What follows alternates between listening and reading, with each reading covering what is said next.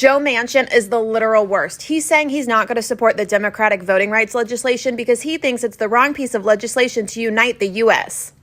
Now, there was an article in the New Yorker where they obtained a recording of a private conference call on January 8th between a policy advisor to senior Mitch McConnell and the leaders of several prominent conservative groups, including one run by the Koch brothers.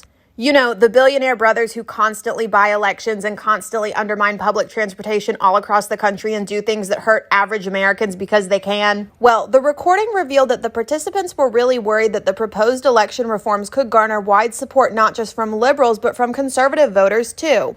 There is wide support for the provisions that call for more public disclosure about secret political donors.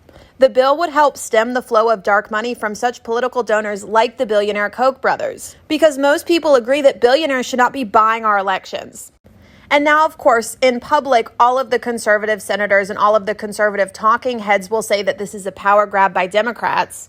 But in private, they admit that no message they can devise effectively counters the argument that billionaires should be prevented from buying elections. And now the Koch brothers are notorious for backing Republican and Tea Party and right-wing causes.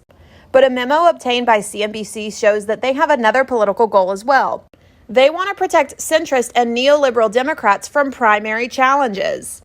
They would much rather have somebody in the Senate like Joe Manchin in comparison to somebody like Bernie Sanders. And Joe Manchin's daughter used to be the CEO of Mylan. And we know how outrageous the cost of EpiPens are. And his daughter actually had to testify before Congress to explain why the price on EpiPens was $103 in 2009 and went up to $608 in 2016.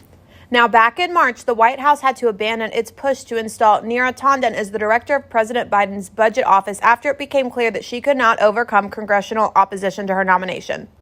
And who did some of that opposition come from? Hint, hint, Joe Manchin. And I wonder if it's because Neera Tanden once criticized Joe Manchin's Big Pharma CEO daughter. And Joe Manchin has also defended the Koch brothers in the past. This bill is not about unifying the country. This is about protecting people's voting rights. And Joe Manchin is just as bought off and just as shitty as a lot of the Republicans.